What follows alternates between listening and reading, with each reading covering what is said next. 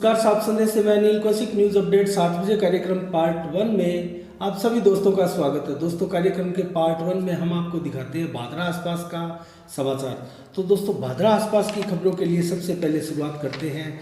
आज जो corona positive Bhadra में आए हैं उनसे आज दोस्तों 18 मई को भेजी गई सैंपल रिपोर्ट, जो कि 179 लोगों की सैंपल रिपोर्ट थी, उससे 27 कोरोना पॉजिटिव भादरा क्षेत्र में आए हैं, जिसमें से 20 कोरोना पॉजिटिव है वो देहात अंचल से आए हैं और 7 कोरोना पॉजिटिव भादरा कस्बे के विभिन्न वार्डों से आए हैं। मैं आपको जल्दी से बता देता हूं कि किन गांवों से आज 20 कोरोना पॉजिटिव आए हैं। सरदारगढ़िया से 1, डाबड़ी से 2, सेरड़ा से 1, बनाई से 1, बिरानी गांव से 4, नेठाणा से 1, गंगा सिंहपुरा से 1, डुंगराना से 1 और मुंदड़िया बड़ा से 1, अजीतपुरा से 1, रामबाग से 1, मुंसरी से 1, कर्णपुरा और कलाना बरवाना व रासलाना से 1-1 कोरोना पॉजिटिव आज आए हैं दोस्तों। और कुल मिला के ये 20 कोरोना पॉजिटिव है जो देहात क्षेत्र से आए हैं। और इसके अलावा 7 कोरोना पॉजिटिव जो भादरा कस्बे के विभिन्न वार्डों से आए हैं उनके बारे में मैं बताऊं तो वार्ड नंबर 14 से 1, वार्ड नंबर 34 से 1, वार्ड नंबर 19 से 1, वार्ड नंबर 15 से भी 1 और वार्ड नंबर 22 से 1, वार्ड नंबर 20 से 1 और DCHC से भी 1। कुल मिला के ये 7 कोरोना पॉजिटिव भादरा कस्बे से आए हैं।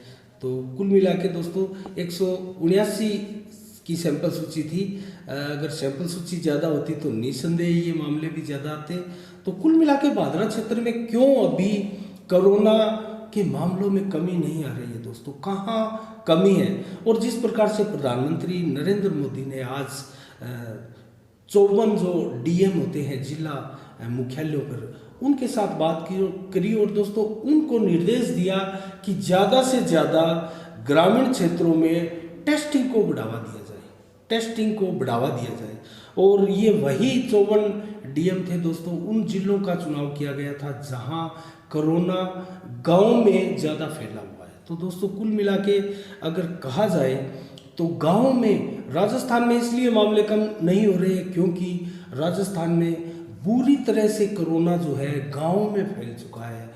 और गांव से वापस होना, गांव में दोस्तों विशेषज्ञों द्वारा भी बताया जा रहा है गांव में किस प्रकार कोरोना को सपोर्ट मिल रही है। जिस प्रकार से गांव की जो आपस में 4 दीवारियाँ होती है दोस्तों, एक दूसरे के घर की जो 4 दीवारी बोलते हैं वो बहुत छोटी छोटी होती है और हवा भी एक दूसरे के घर में आसानी के साथ पास होती है। और किस प्रकार से खुला वातावरण होता है और जिस प्रकार से कोरोना की जो थ्योरी नई आई है हवा में संक्रमण की, तो दोस्तों गांव में इस प्रकार से कोरोना जो है तेज़ी के साथ फैल रहा है। क्योंकि एक जो पैक, जिस प्रकार से शहरों में आप देखते हैं बिल्डिंगें, पैक बिल्डिंगें होती हैं, उस प्रकार से घर नहीं होते। अगर कोई अपने घर में जो रोशनदान लगा रखा है दोस्तों और बाहर वेंटिलेशन का सिस्टम है, अंदर की हवा आराम से बाहर जा रही है, लेकिन बाहर की हवा अंदर आसानी के साथ नहीं आ रही, ऐसे घरों में बाहर से जो कीटाणु है प्रवेश करना नामुमकिन जैसा होता है दोस्तों। कुल मिला के शहरों में ये फायदा है, लेकिन दोस्तों खुला वातावरण सदैव स्वास्थ्य के लिए अच्छा रहता है, जीने के लिए, लाइफस्टाइल के लिए अच्छा माना जाता है। लेकिन जिस प्रकार से ये कोरोना जैसी महामारी और नेगेटिव की बजाय पॉजिटिव ज़्यादा घातक हो, तो दोस्तों इस प्रकार की पॉजिटिविटी भी हमारे लिए कहीं ना कहीं घातक सिद्ध हो रही है। और जिस प्रकार से पॉजिटिव गाँव का जीवन था वो एक प्रकार से कोरोना ने नेगेटिव में बदल दिया है दोस्तों। तो ज़्यादा से ज़्यादा हमें आवश्यकता है गाँव में ध्यान देने की। और मैं आज दोस्तों शुरुआत करूँगा सबसे पहले नुआ और कणाऊ गांव से। तो दोस्तों गांव में किस कदर जागरूकता फैल रही है और नुआ व कणाऊ गांव इसके लिए एक उदाहरण है। और भादरा तहसील ही नहीं, नौर, भादरा, राजगढ़, तारनगर, राउतसर आसपास के सभी कस्बों में दोस्तों इस फार्मूले को लागू किया जा सकता है। और जिस प्रकार से नुआ व कणाऊ के लोगों ने एक कमेटी का गठन किया है दोस्तों, और उस कमेटी का नाम कोविड-19 रिलीफ टीम नाम दिया गया है दोस्तों। और इस टीम में आपको मैं बताऊं कि हर तरह की सुविधाएं दी जा रही है दोस्तों। गाँव से कोई सहयोग भी देना चाहे समाज सेवी लोग तो इस टीम में सहयोग कर सकता है। यहाँ 15, 20, 30 युवाओं की एक पूरी टीम बनी है और जो घर घर फिरकर काढ़ा भी पिलाती है, मेडिसिन की हर तरह की सुविधाएं भी उपलब्ध करवाती है। और दोस्तों किसको खांसी जुकाम बुखार या कोरोना के किसी प्रकार के सिम्टम है उनकी जांच करती है, उनकी परख करती है और उनको उचित इलाज के लिए आगे ले जाती है। तो दोस्तों किस प्रकार से और गांव में दवाओं का छिड़काव भी किया जाता है और किसको गांव के अंदर कोरोना के दौरान ऑक्सीजन की आवश्यकता है और किसका ऑक्सीजन लेवल जो है कम है, गांव में साफ सफाई है। दोस्तों इस समय हर चीज की जो इंक्वायरी है, पूरी वाचिंग है, इस टीम द्वारा रखी जा रही है। ये बहुत बड़ी बात है और हर गांव में मैं तो यही कहूँगा कि हर गांव में सरपंच इसके लिए पहल करे और युवाओं की एक टीम का गठन करे, क्योंकि युवा सबसे ज़्यादा आपको सर्विस दे सकते हैं, वर्किंग कर सकते हैं। दोस्तों उनमें ऊर्जा होती है, उनमें क्षमता होती है और उनको उनकी बढ़िया टीम बनाकर दोस्तों उनको अलग अलग भेजा जाए और पूरे गांव में एक प्रकार से वाचिंग करे कि कहाँ किस गांव में किस घर में कोरोना का मरीज है और उसको प्रॉपर सुविधाएं मिल रही है या नहीं मिल रही और किसी प्रकार से कोई कोरोना का पॉजिटिव है वो गांव में तो नहीं घूम रहा। तो इस प्रकार की वाचिंग जो है टीमों को रखनी होगी और इस प्रकार की टीम दोस्तों आपको हर गांव में बनानी होगी और यही हमारे प्रधानमंत्री नरेंद्र मोदी का भी आह्वान है, संदेश है दोस्तों। तो ये इस टीम में कौन कौन है मैं आपको बताऊं तो पूर्व सरपंच अर्जुन साहू है और मनोज साहू है, मुकेश दामू है, सतबीर साहू है और मुकेश करडवाल है, दिनेश नाई है, नरसी सारण है, श्री राम चोपड़ा है, विनोद शर्मा है और नवीन साहू है, संदीप ढाका है, पवन खोकर है और बलवान राव है, पवन राव है। तो दोस्तों ये कुल मिला के बड़ी संख्या में युवा है और ये युवा पूरे गांव को वाचिंग कर रहे हैं। दोस्तों इस श्री कृष्ण प्रणामी मंदिर में इनकी एक मीटिंग हुई और बाकायदा मेडिकल किट के साथ सामान के साथ और दोस्तों पूरा वाचिंग कर रहे हैं और कौन गांव के समाज सेवी लोग हैं इनके ये जो युवाओं के मैंने नाम लिए दोस्तों, इनके द्वारा भी सहयोग किया जा रहा है, पैसों का भी सहयोग किया जा रहा है, हर चीज़ का सहयोग किया जा रहा है। तो ऐसी कमेटियाँ जो इन्होंने कोविड-19 रिलीफ टीम के नाम से बनाई है दोस्तों, हर गांव से बने। और मैं एक और आपको खुशी की खबर देना चाहूँ तो दोस्तों ये मैं आपको सरदारगढ़िया गांव से देना चाहूँगा। सरदारगढ़िया गांव की दोस्तों सरपंच वर्तमान सरपंच जो है कौशल्या देवी बेनीवाल और पूर्व सरपंच है अजीत बेनीवाल दोस्तों, उनकी धर्मपत्नी है और इन्होंने मिलकर एक शानदार टीम का गठन किया है और आयुर्वेद जो वैद्य है महेंद्र पाल सुड्डा दोस्तों उनको साथ लेकर और गांव के अनेकों लोगों को साथ लेकर युवाओं को टीम बनाकर और जिस टीम में दोस्तों घनश्याम यादव, महेंद्र सिंह बेनीवाल, लक्की बेनीवाल, मनोज सुड्डा और बर्ताराम खाती, पवन बेनीवाल, संदीप मलिक, संदीप वर्मा, राजेश बिश्नोई, प्रभुदयाल सुड्डा आदि अनेक लोग हैं दोस्तों। और इन्होंने मिलकर घर घर में दोस्तों इम्यूनिटी पावर मजबूत करने के लिए, कोरोना से लड़ाई लड़ने के लिए लोगों को काढ़ा पिलाया गया और काढ़ा वैद्य जी की देखरेख में बनाया गया दोस्तों। जिस प्रकार से भादरा का आयुर्वेदिक संस्थान जो है घर घर गली गली में काढ़ा पिलाने का कार्य कर रहा है। पवन जी शर्मा चिकित्सक, वरिष्ठ चिकित्सक है भादरा के, उनके नेतृत्व में उसी प्रकार से गाँव में भी ये सिलसिला प्रारंभ हो गया है। तो दोस्तों इस प्रकार से हर गाँव में एक चौकसी भी हमें रखनी है और गाँव की वाचिंग हमें करनी है और साफ सफाई का विशेष तौर से ध्यान रखना है। हर एक सरपंच जनप्रतिनिधि को इस समय दोस्तों आपको सतर्क होना होगा, क्योंकि ये महामारी निश्चित रूप से भारत से जा रही है दोस्तों, ये दूसरी लहर। लेकिन जिस प्रकार से ब्लैक फंगस और वाइट फंगस नाम की दो और घातक बीमारियां जो है सुनने में आ रहा है, आप भी social media, print media, electronic media में आप लोग देख रहे होंगे दोस्तों और विशेषज्ञों की राय भी आप सुन रहे होंगे। तो ये बीमारियां भी कभी भी कहर बनकर ढा सकती है दोस्तों। तो हमें अपने गांव की, अपने कस्बों की, अपने शहर की, अपने वार्ड की, अपने घरों की व्यवस्था इस प्रकार चाक चौबंद और सुरक्षित रखनी है, भेद किले की तरह रखनी है, ताकि किसी बीमारी का प्रवेश हमारे घर, गांव, वार्ड, गली ढाणी में प्रवेश ना हो दोस्तों। इस प्रकार की व्यवस्था हमें पूरा चौकस रहते हुए करनी होगी दोस्तों। जिस प्रकार से तीसरी लहर का अनुमान विशेषज्ञों द्वारा लगाया जा रहा है और एक प्रकार का हुआ खड़ा किया जा रहा है कि तीसरी लहर में बच्चों को सबसे ज़्यादा खतरा है। तो दोस्तों इस प्रकार से अभिभावक जो है, बच्चों के माता पिता है, वो एक प्रकार से घबराए हुए हैं, चिंतित है। चिंतित होने की आवश्यकता नहीं है, किसी प्रकार घबराने की आवश्यकता नहीं है। और बच्चों के लिए भी आपको मैं बता दूं, बहुत बड़ी खुशी की बात है, हमारे देश में भी वैक्सीन पर काम हो रहा है और विश्व में कनाडा जैसे देश में तो वैक्सीनेशन बच्चों का प्रारंभ हो चुका है। और भारत में भी 2 से 18 साल के बच्चों के लिए वैक्सीनेशन पर काम चल रहा है दोस्तों, वैक्सीन पर। और माफ कीजिएगा, अमेरिका में भी वैक्सीन पर, बच्चों की वैक्सीन पर बहुत जल्द रिजल्ट मिलने वाला है। तो आपको घबराने की कतई आवश्यकता नहीं है। 2, 4, 5 महीने में वैक्सीन बच्चों की निश्चित रूप से आएगी।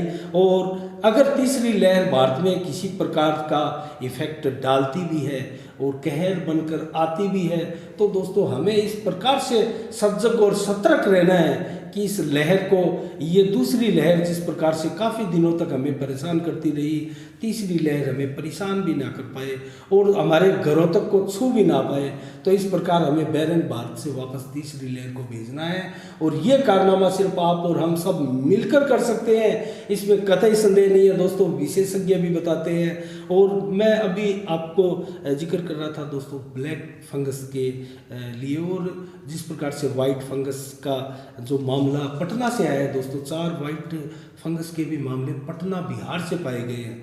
और दोस्तों ये एक अजीब और नई बीमारी जो आई हुई है ब्लैक फंगस और वाइट फंगस के रूप में, हम ब्लैक फंगस को लेते हैं क्योंकि इसके मामले आज दोस्तों कम से कम 7-8 राज्यों में फैल चुके हैं। और मैं आपको बताऊं तो दोस्तों ये क्या है, तो इस बीमारी में दोस्तों राजस्थान, हरियाणा और तेलंगाना 3 राज्य ऐसे हैं तो जिन्होंने ब्लैक फंगस को महामारी घोषित कर दिया है।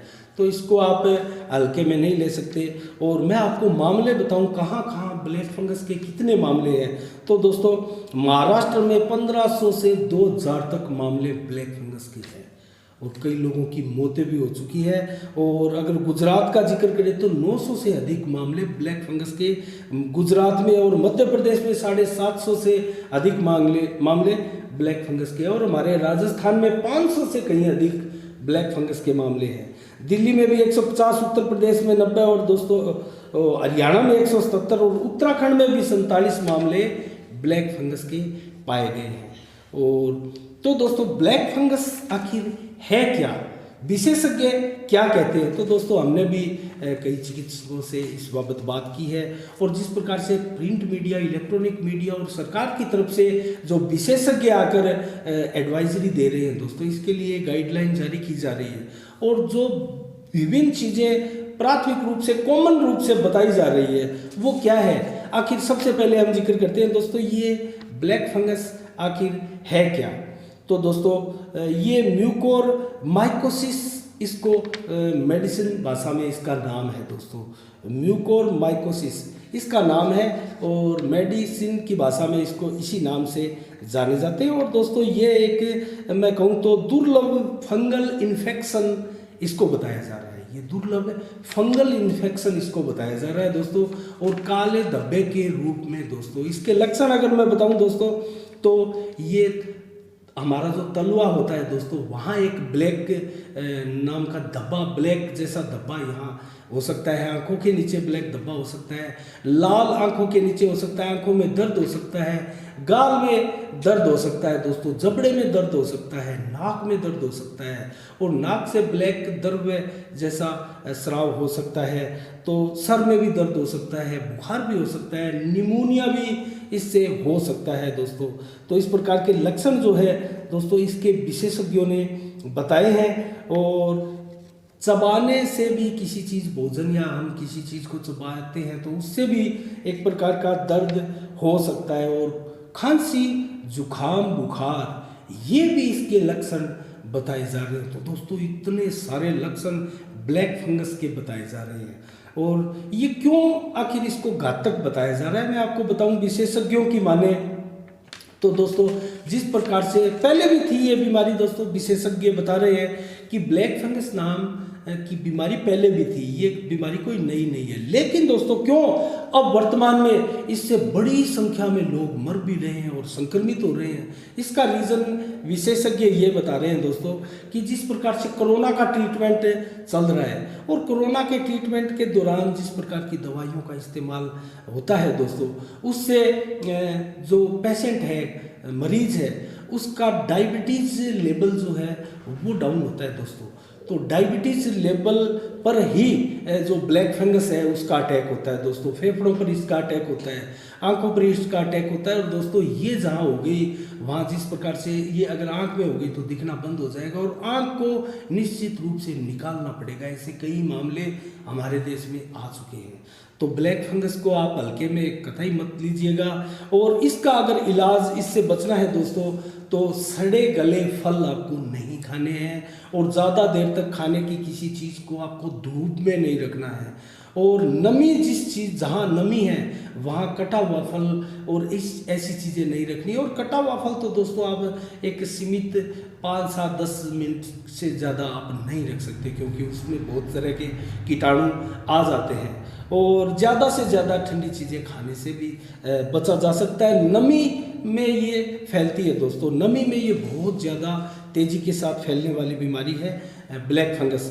तो इस प्रकार से इसके दोस्तों बहुत से लक्षण हैं वो हमने आपको बताए हैं। और इसकी दवा है दोस्तों, एक इंजेक्शन इसका बताया जा रहा है, जो उसकी कीमत तो रियल मात्र 300 रुपये, लेकिन 8-8 हज़ार रुपये के ब्लैक में वो फिलहाल वर्तमान में बिक रहा है दोस्तों। तो इस प्रकार से इसकी दवाई भी आपको आसानी से उपलब्ध नहीं होने वाली है, तो इससे आपको बच के रहना है दोस्तों। ये एक प्रकार से बताया जा रहा है कि दुर्लभ फंगल इन्फेक्शन है मेडिसिन की भाषा में इसे, और म्यूकोरमाइकोसिस नाम की ये बीमारी है दोस्तों, जिसको हम ब्लैक फंगस के नाम से जानते हैं। तो ब्लैक फंगस के बारे में दोस्तों हमने आपको बताया। और यूपी जैसे स्टेट में भी 16 से अधिक लोग ब्लैक फंगस से मर चुके हैं दोस्तों। और उत्तराखंड में भी 2 मौतें अभी ब्लैक फंगस से हुई है और कई स्टेटों में ब्लैक फंगस से मौतें हो चुकी है दोस्तों। तो इसको अंत में मैं यही कहूँगा कि जो जिस प्रकार की एडवाइजरी विशेषज्ञों द्वारा दी जाती है कोरोना के इलाज के दौरान, जिस प्रकार से हमारी इम्यूनिटी एकदम कमज़ोर हो जाती है दोस्तों, उस पर भी ये अटैक करती है, इसीलिए भी ये ज़्यादा हो रही है। तो मेन चीज़ कहाँ आकर रुकती है दोस्तों? हमारी इम्यूनिटी पावर पर। तो क्या प्रतिरोधक क्षमता को हम क्यों नहीं बढ़ाते? हम सुबह जल्दी उठकर हम व्यायाम भी कर सकते हैं दोस्तों। कुछ मोटापा लिए हुए व्यक्ति होते हैं, उनमें ये खास तरह की, और दोस्तों एक ये खास ये बीमारी जो है ये डायबिटीज़ के रोगियों को ही ज़्यादा होती है, ये भी विशेषज्ञ बता रहे हैं। हर व्यक्ति को जो है ब्लैक फंगस नहीं होती। इससे ज़्यादा पैनिक होने की आवश्यकता नहीं है, डरने की आवश्यकता नहीं है। सावधानी दोस्तों अति आवश्यक है, हर चीज़ में, हर बीमारी में सावधानी अति आवश्यक है। तो दोस्तों जो डायबिटीज़ के रोगी हैं दोस्तों, वो अपना विशेष ख्याल रखिए और किसी प्रकार की सड़ी गली चीज़ जिस प्रकार से हम देसी भाषा में फफूंद कहते हैं, वो आई हुई चीज़ें ऐसी ना खाएं दोस्तों। वो कई बार क्या होता है कि कोई फल है और वो थोड़ा सा सड़ा हुआ है, हम उसको हिस्से को काट कर फेंक देते हैं और बाकी का जो ठीक हमें लगता है वो खा लिया जाता है। लेकिन दोस्तों उसमें भी अंदर ही अंदर कहीं ना कहीं उसके हल्के रूप से ही सही उसके कीटाणु जा चुके होते हैं। तो दोस्तों वो फल पूरी तरह से खराब हो जाता है, ऐसे फलों को नहीं खाना चाहिए। तो इस प्रकार से ब्लैक फंगस के बारे में दोस्तों मैंने आपको बताया। अब मैं एक चीज़ आपको और बताना चाहूँगा। आज जो भादरा क्षेत्र से सैंपल भेजे हैं दोस्तों, 233 सैंपल आज भेजे हैं, उनके बारे में मैं आपको बता देता हूँ कहाँ कहाँ से भेजे हैं। 20 तारीख को आज को 233 सैंपल भेजे हैं। अनूपसर से 28 सैंपल भेजे हैं और भादरा से 69 सैंपल भेजे हैं। जिज्ञासरी छोटी से दोस्तों 26 सैंपल भेजे हैं और गांधीबड़ी से 27 सैंपल भेजे गए हैं। शेरपुरा गांव से 62 सैंपल भेजे गए और अजीतपुरा गांव से 21, कुल मिला के ये 233 सैंपल भेजे गए हैं। और कल दोस्तों 19 तारीख को भी 154 सैंपल भेजे गए थे। कुल मिला के 387 ये सैंपल है जिनकी रिपोर्ट आनी अभी बाकी है। और आज जो रिपोर्ट 27 पॉजिटिव आए हैं वो दोस्तों 179 सैंपल रिपोर्ट भेजी गई थी उसमें आए। और सबसे बड़ी जानकारी मैं आपको दे दूं दोस्तों, प्लानिंग सरकार की चल रही है, कल 18+ वालों का वैक्सीनेशन होगा और इसकी देर शाम को सूचना आएगी। तो जैसे ही सूचना आएगी हम कमेंट बॉक्स में सेंटरों का नाम भी आपको लिख कर बताएंगे। और दोस्तों 18+ 44 तक वर्ष के जो लोग हैं उनके लिए वैक्सीनेशन कल होने की पूरी तैयारियां और संभावनाएं है, तो हम इसकी जानकारी आपको देंगे।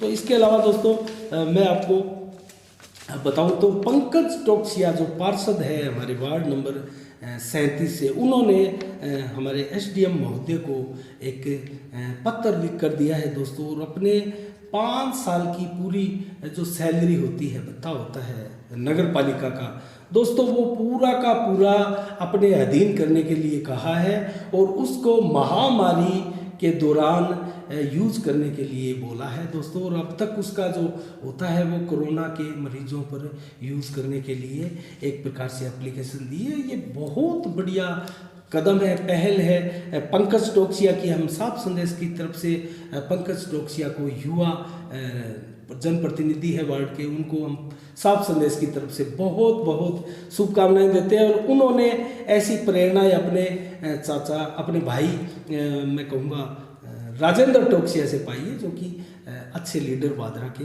समाज सेवी के रूप में जाने जाते हैं।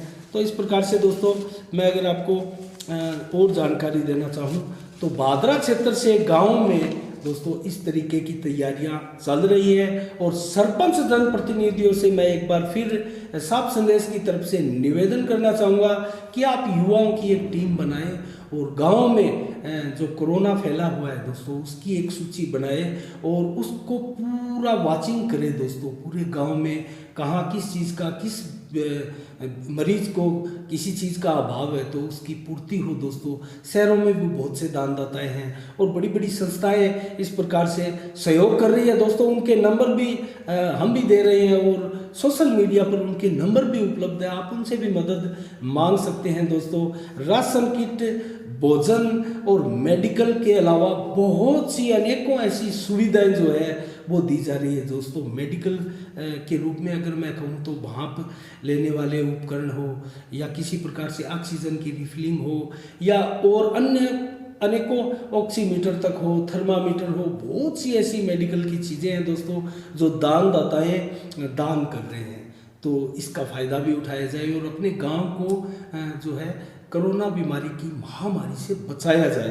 तो बादरा आसपास के लिए दोस्तों आज मैं इतना ही कहूँगा और कल ठीक 7 बजे पार्ट 1 में और बादरा के लिए ज़रूर मिलते हैं आसपास क्षेत्रों की विस्तृत खबरों के लिए। तब तक के लिए दोस्तों आप अपना बहुत ख्याल रखिएगा, मुझे दीजिएगा इजाज़त। साफ संदेश से मैं अनिल कौशिक, नमस्कार, जय भारत, जय जय राजस्थान।